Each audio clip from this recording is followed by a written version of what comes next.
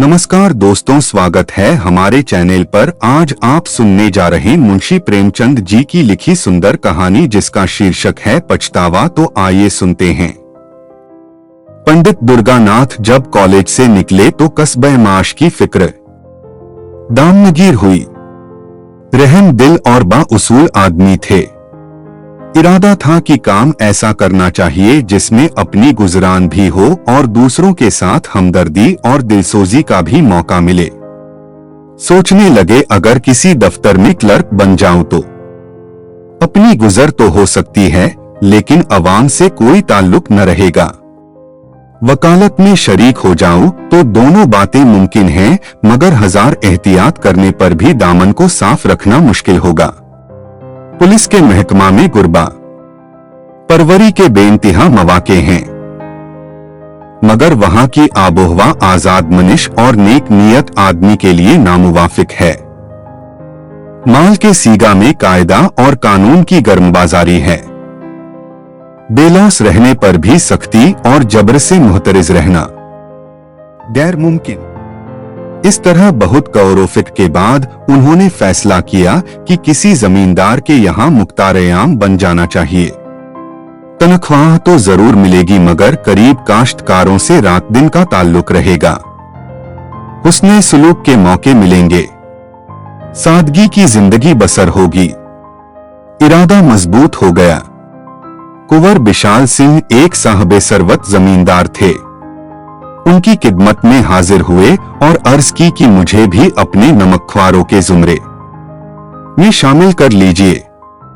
कुंवर साहब ने उन्हें सर से पांव तक देखा और बोले, पंडित जी, मुझे आपको अपने यहाँ रखने से बड़ी खुशी होती, मगर आपके लायक मेरे यहाँ कोई जगह नहीं है। दुर्गानाथ ने कहा, मेरे लिए किसी खास जगह की जरूरत नहीं है। मैं हर एक काम करने को तैयार हूँ। तनख्वाह जो कुछ आप बखुशी देंगे वो मुझे मंजूर है। मैंने तो इरादा कर लिया है कि सिवा किसी रईस के और किसी की नौकरी न करूंगा। कुंवर विशाल सिंह ने मकरूराना अंदाज से फरमाया, रईस की नौकरी नहीं, रियासत है। मैं अपने चपरासियों को 2 रुपया महीना देता हूं और वो तंजेब की अचकन पहन कर निकलते हैं। दरवाजों पर घोड़े बंधे हुए हैं। मेरे कारिंदे 5 रुपया से ज्यादा नहीं पाते, लेकिन शादी ब्याह वकीलों के खानदान में करते हैं। मालूम नहीं उनकी कमाई में क्या बरकत होती है, बरसों तनख्वाह का हिसाब नहीं करते। कितने ही ऐसे हैं जो बिला तनख्वाह के कारिंदगी या चपरासगिरी करने को तैयार बैठे हैं, मगर अपना ये उसूल नहीं। समझ लीजिए, मुख्तार-ए-आम अपने इलाके में जमींदार से कम हैसियत नहीं रखता। वही रोब, वही हुकूमत, वही शान जिसे इस नौकरी का चस्का लग चुका है, उसके सामने तहसीलदारी की क्या हकीकत है। पंडित दुर्गानाथ ने कुंवर साहब की ताईद नहीं की, जैसा कि करना उनका फर्ज था। दुनियादारी में अभी कच्चे थे। बोले, मुझे अब तक किसी रईस की नौकरी का चस्का नहीं लगा है। मैं तो अभी कॉलेज से निकला आता हूं और न मैं इन वजूह से ये नौकरी करना चाहता हूं जो आपने फरमाए, मगर इतने कलील शाहराह में मेरा गुजर न होगा।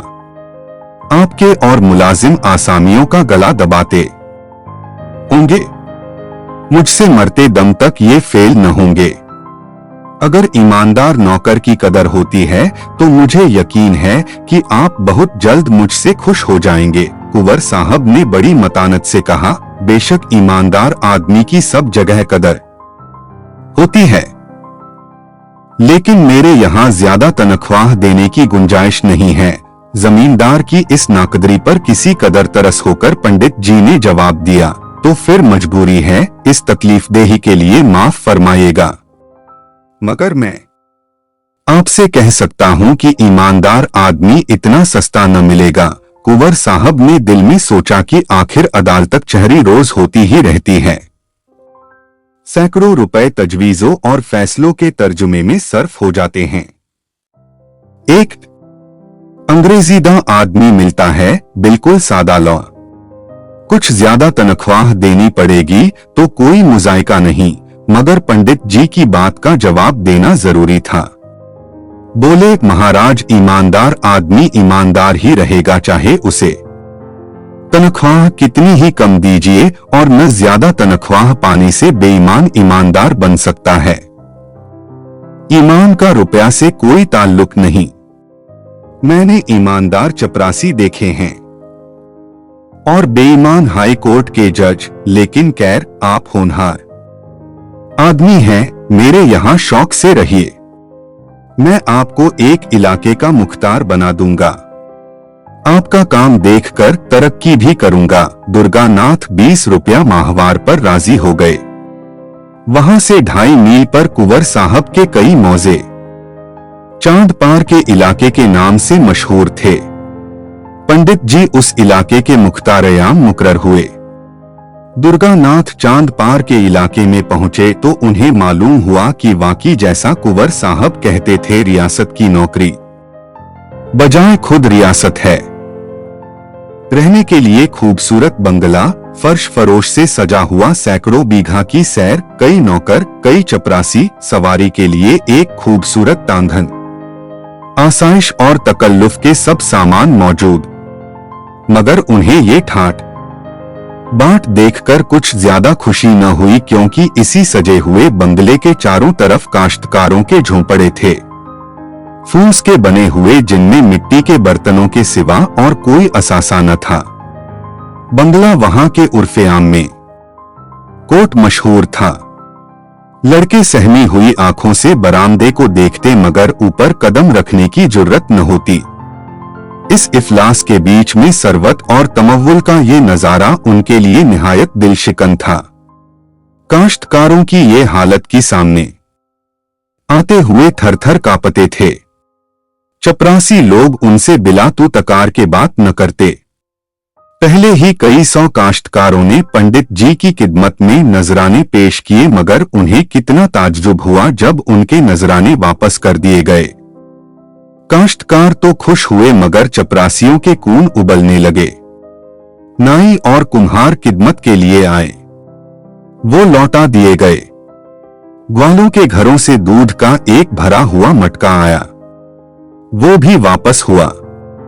तंबोली एक ढोली पान लेकर आया, मगर उसकी नजर भी कबूल न हुई। असामियों ने आपस में कहा कि ये कोई धर्मात्मा आदमी मालूम होता है, लेकिन चपरासियों से ये बेज़ाब्तगियां क्यों कर बर्दाश्त होती।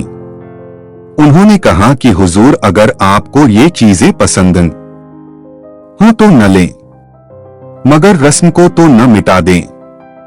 अगर कोई दूसरा आदमी यहाँ आएगा तो उसे नए सिरे से ये रसूम बांधने में कितनी दिक्कत होगी।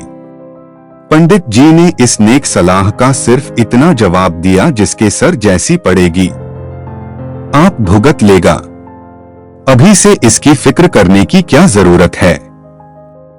एक चपरासी ने जुर्रत करके कहा, इन असामियों को आप जितना करीब समझते हैं उतने करीब नहीं हैं। उनका ढंग ही ऐसा है, भेस बनाए रहते हैं, देखने में ऐसे सीधे सादे गोया बेसीन की गाय हैं, मगर सच मानिए इनमें का एक एक आदमी हाईकोर्ट का वकील है।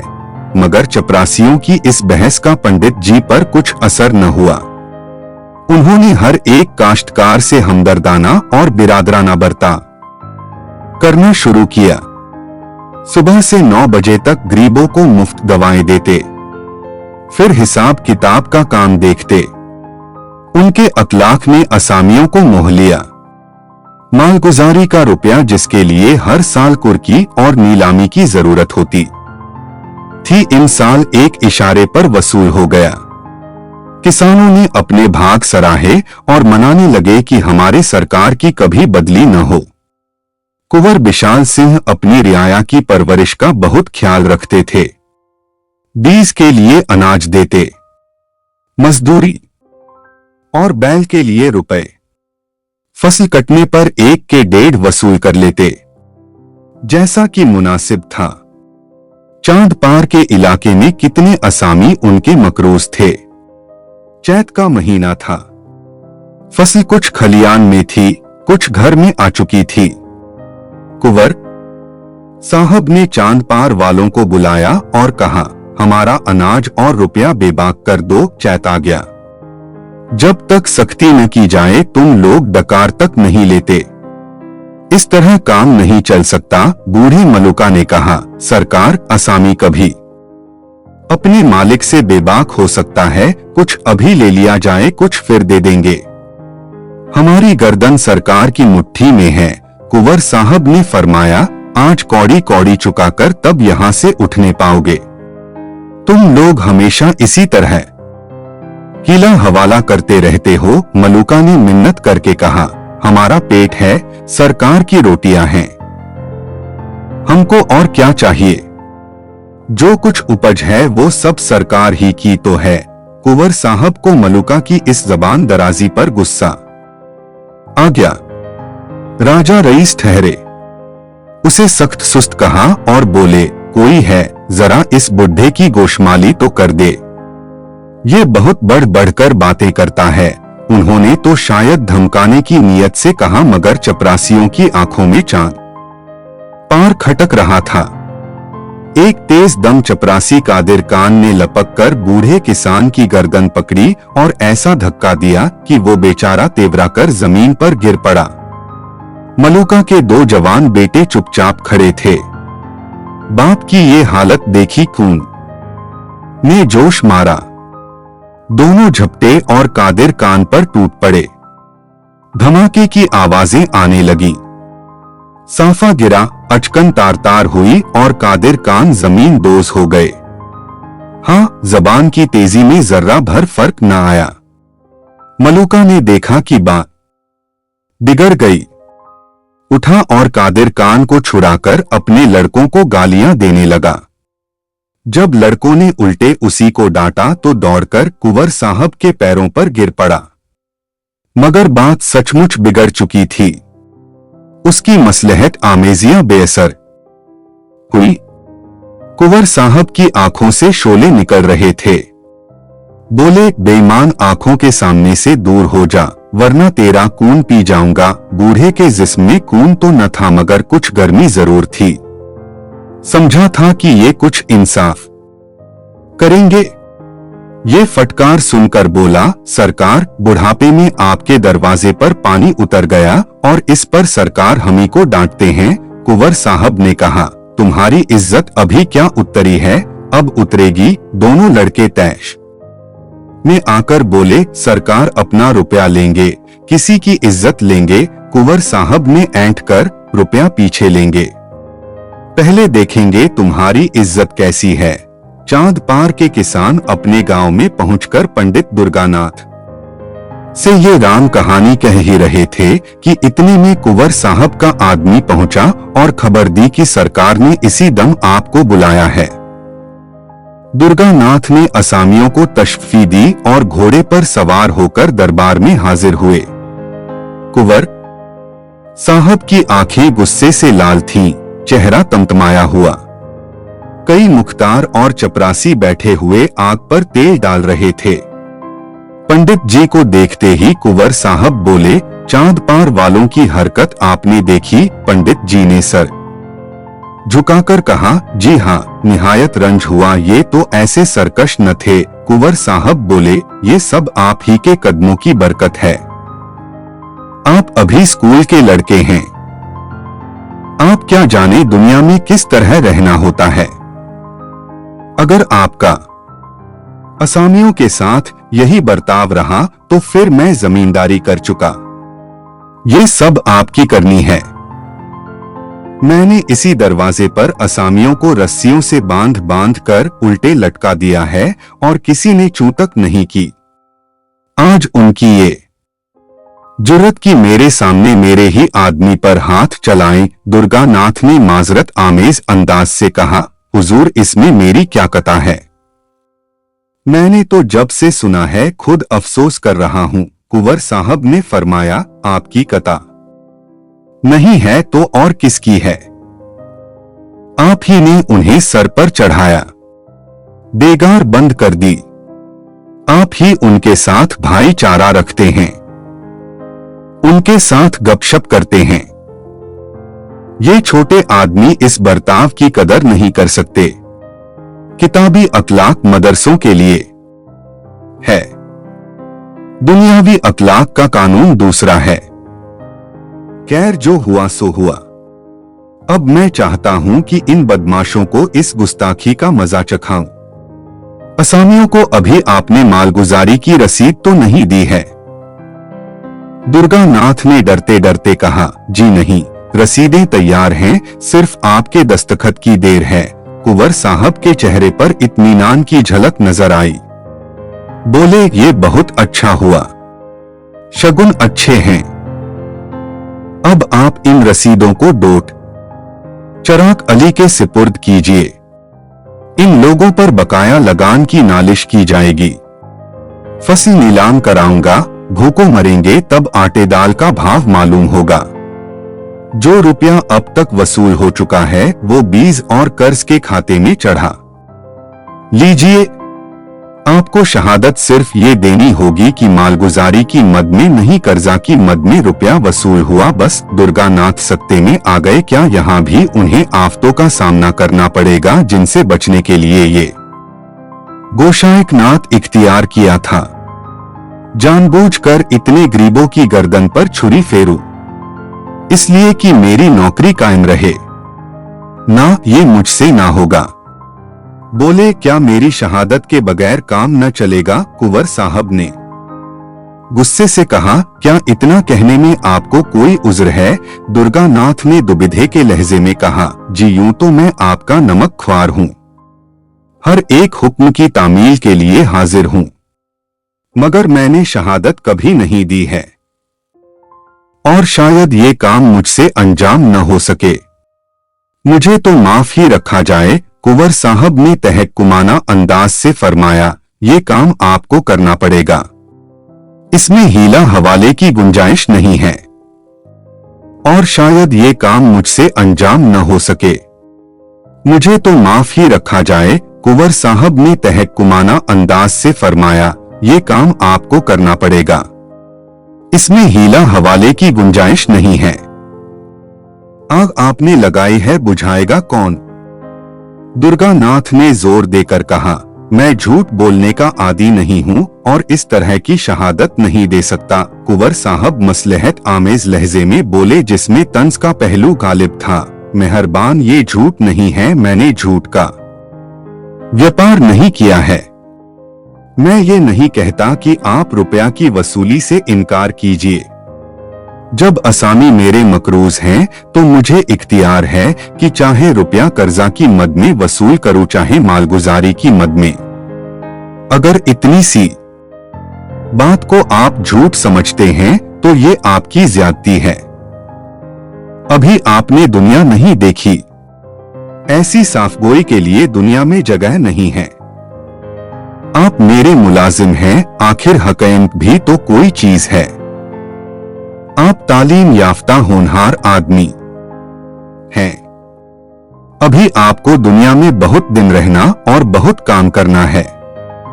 अभी से आप ये रविश इख्तियार करेंगे तो आपको जिंदगी में बजुज मायूसी और परेशानी के और कुछ हाथ न आएगा। ईमानदारी बेशक अच्छी चीज है, मगर एतिदाल का ख्याल भी रहना चाहिए। इंतहा हर चीज की बुरी होती है। अब ज्यादा सोच विचार करने की जरूरत नहीं, ये मौका ऐसा ही है। कुंवर साहब पुराने फिकैत थे, नौजवान खिलाड़ी हार गया, वो पसोपेश के जाल में फंस गया। जो नेक इरादों के लिए सुमय कातिल है। इस वाकया के तीसरे दिन चांद पार के असामियों पर बकाया लगान की नालिश हुई। सम्मन आए, घर घर कोहराम मच गया। सम्मन क्या थे? मौत के परवाने थे। देवी देवताओं की मनावन होने लगी। औरतें जमींदार को कोसने लगी और मर्द अपनी तकदीरों को। मुकर्ररा तारीख के दिन गांव के गवार कंधे पर लिपटा डोर और अंगोछे में चबेना बांधे कचहरी को चले। सैकड़ों औरतें और बच्चे रोते हुए उनके पीछे पीछे चले जाते थे, गोया वो उनसे अब फिर नहीं मिलेंगे। पंडित दुर्गानाथ के लिए ये 3 दिन सख्त आजमाइश के दिन थे। एक तरफ कुंवर साहब की दिलजुइयां थीं, दूसरी तरफ किसानों की आहोजारियां। मगर पसोपेश के भंवर में 3 दिन तक गोते खाने के बाद उन्हें जमीन का सहारा मिल गया। दिल ने कहा, यह पहली आजमाइश है, अगर इसमें नाकाम रहे तो फिर उनका सामना करना गैर मुमकिन। फैसला हो गया कि मैं अपने फायदे के लिए इतने बेकसों को नुकसान न पहुंचाऊंगा। 10 बजे दिन का वक्त था। अदालत के अहाता में मेला सा लगा हुआ था। जा बजा छोटे बड़े सिंहपोश देवताओं की पूजा हो रही थी। चांद पार के किसान गोल के गोल एक दरख्त के नीचे आकर बैठे। उनसे कुछ दूर कुंवर साहब के मुख्तार-ए-आम और सिपाहियों और गवाहों का हुजूम था। ये लोग बहुत खुश थे। जिस तरह मछली पानी में पहुंचकर कुलेले करती है, उसी तरह ये लोग खुश फेलियां कर रहे थे। कोई पान खा रहा था, कोई हलवाई की दुकान से पूरियों के पत्तल लिए चला आता था। उधर बेचारे किसान दरख्त के नीचे उदास बैठे हुए सोचते थे कि आज न जाने क्या होगा, नहीं मालूम क्या आफत आएगी। राम का भरोसा है। मुकद्दमा पेश हुआ। इस्तिकासा की शहादतें गुजरने लगी। ये असामी बड़े सरकश हैं। जब लगान मांगी जाती है तो जंग पर आमादा होते हैं। अब की उन्होंने एक हब्बा नहीं दिया। कादिर कान ने रोकर अपने सर की चोट दिखाई। सबके पीछे पंडित दुर्गानाथ की पुकार हुई। उन्हीं के बयान पर इस्तिकासा का फैसला था। वकील साहब ने उन्हें कूब तोते की तरह पढ़ा रखा था, मगर उनकी जबान से पहला ही जुमला निकला था कि मजिस्ट्रेट ने उनकी तरफ तेज निगाहों से देखा। वकील साहब बकले झांकने लगे। मुख्तार-ए-आम ने उनकी तरफ घूर कर देखा। अहमद और पेशकार सबके सब उनकी तरफ मलामत आमेज निगाहों से देखने लगे।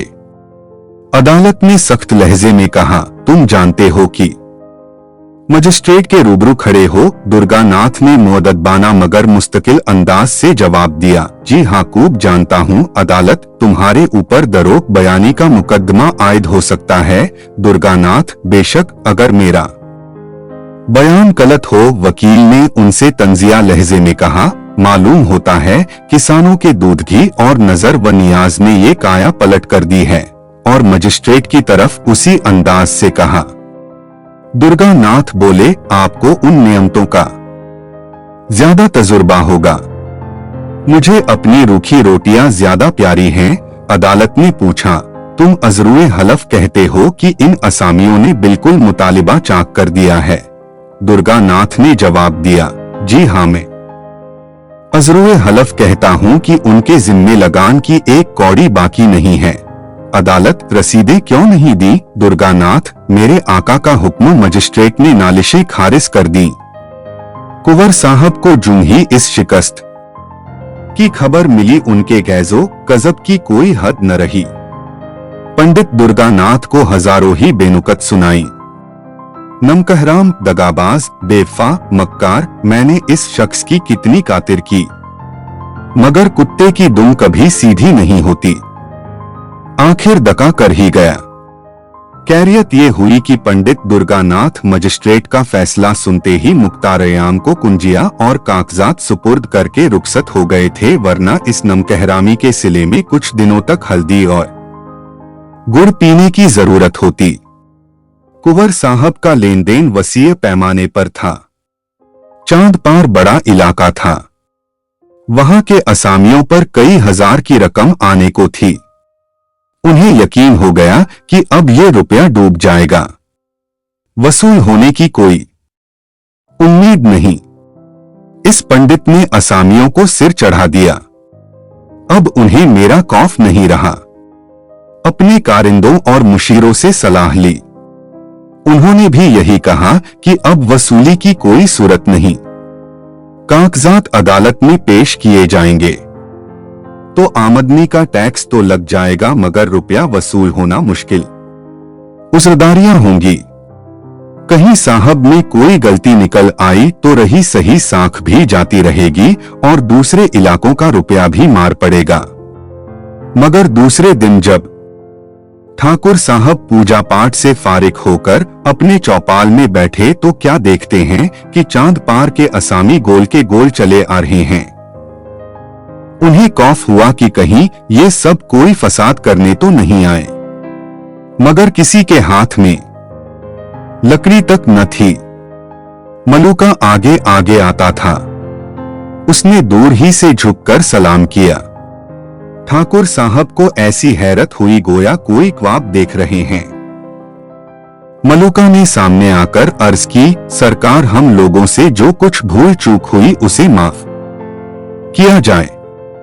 हम लोग सब हुजूर के चाकर हैं। सरकार ने हमको पाला है, अब भी हमारे ऊपर वही निगाह रहे। कुंवर साहब का हौसला बढ़ा। समझे कि पंडित के चले जाने से इन सबों के होश ठिकाने हो गए हैं। अब किसका सहारा लेंगे? उसी बदमाश ने इन सब को भड़का दिया था। कड़क को बोले, वो तुम्हारे हिमायती पंडित कहाँ गए?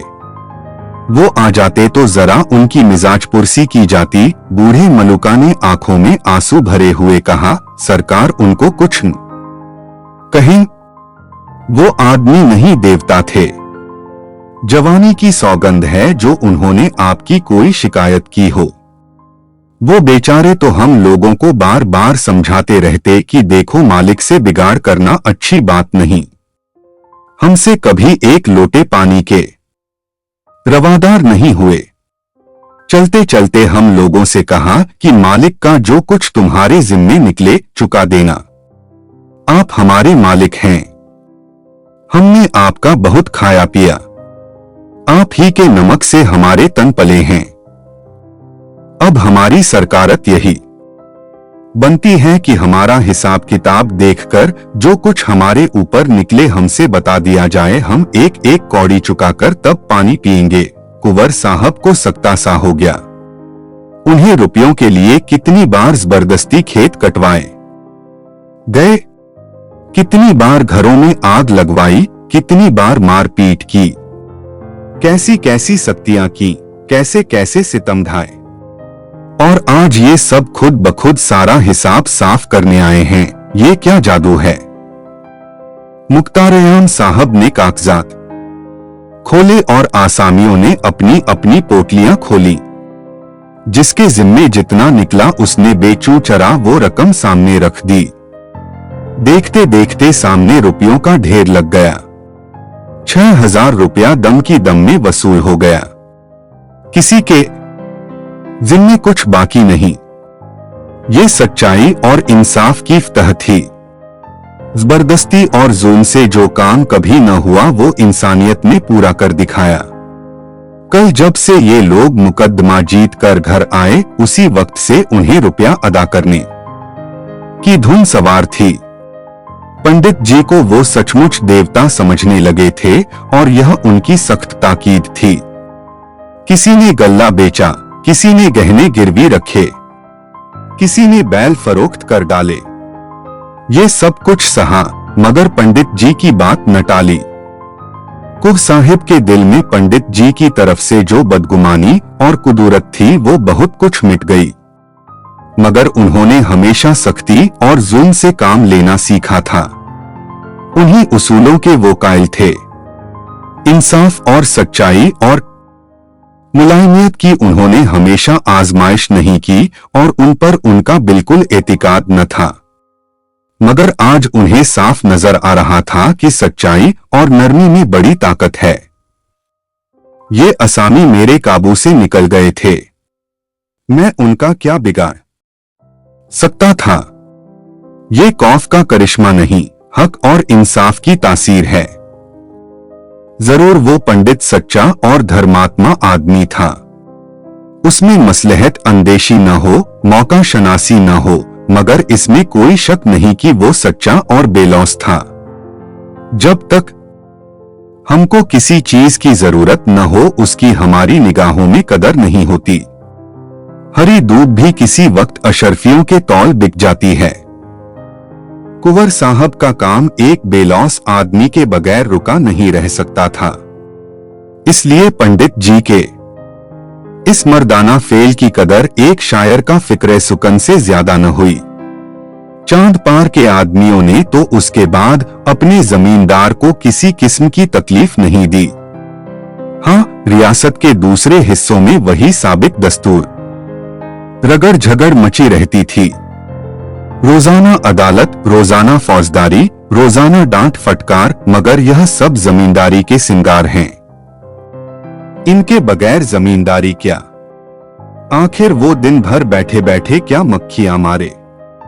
कुंवर साहब इसी तरह शान दीन के साथ अपना इंतजाम संभालते थे। कई साल गुजर गए। कुंवर साहब का कारोबार रोज बरोज चमकता गया और बावजूद इसके कि 5 लड़कियों की शादियां बड़े हौसले और धूम के साथ की। उनके उरूज में जवाल न आया। हाँ, कुआं अलबत्ता कुछ कुछ ढीले होने लगे। अफसोस ये था कि अब तक इस मालौजरा और जहांशम का कोई वारिस नहीं था। भांजे, भतीजे और नवासे रियासत पर दांत लगाए हुए थे। कुंवर साहब का दिल उन दुनियावी झगड़ों से फिरता जाता था। आखिर यह रोना धोना किसके लिए? अब उनके तर्जे जिंदगी में एक इनकिलाब हुआ। कभी कभी साधु संत उनके दरवाजे पर धूनी रमाए नजर आते। वो खुद अब भगवत गीता और विष्णु पुराण ज्यादा पढ़ते। बैतरनी घाट से उतरने के सामान होने लगे, लेकिन परमात्मा की मर्जी, साधु संतों की दुआ की बदौलत, था धर्म और पुण्य के असर से बुढ़ापे में उनके लड़का पैदा हुआ। सूखा पेड़ हरा हुआ। जिंदगी की उम्मीदें बर आईं।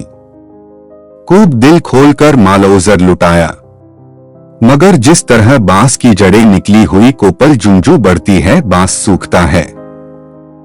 उसी तरह कुंवर साहब भी जिस्मानी आरिज़ों में मुब्तला होते गए। हमेशा वेदों और डॉक्टरों का तांता लगा रहता, मगर मालूम होता था कि दवाओं का उल्टा असर हो रहा है।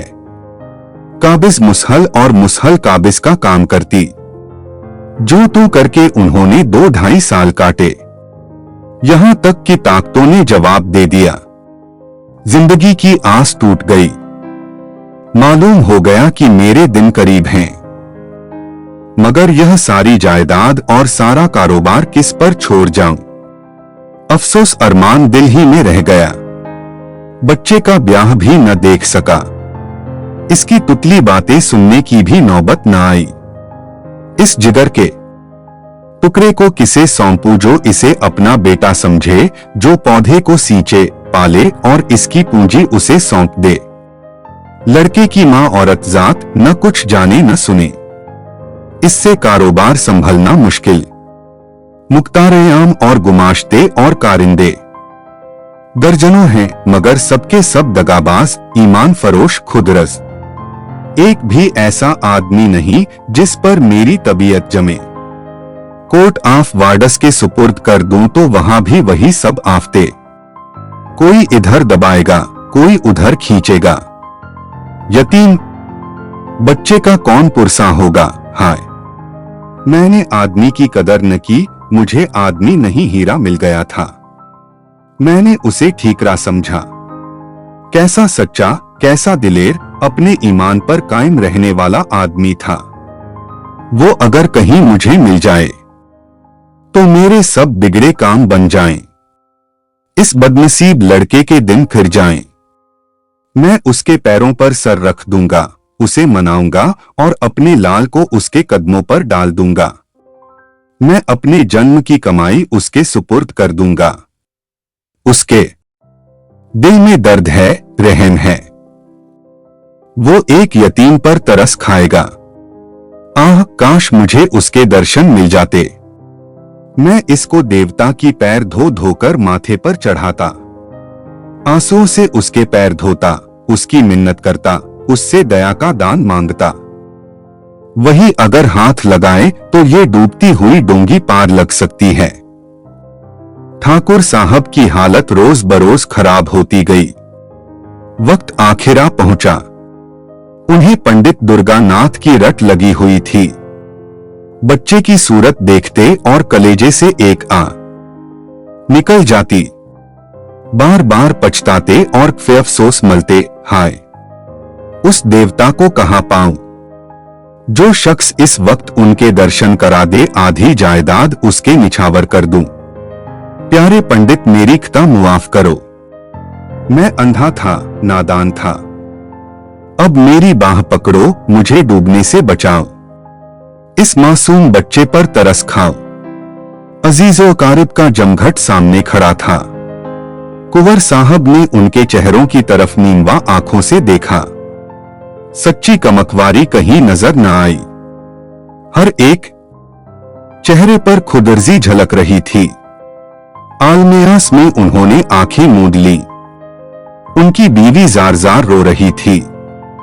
आखिर उससे जब्त न हो सका।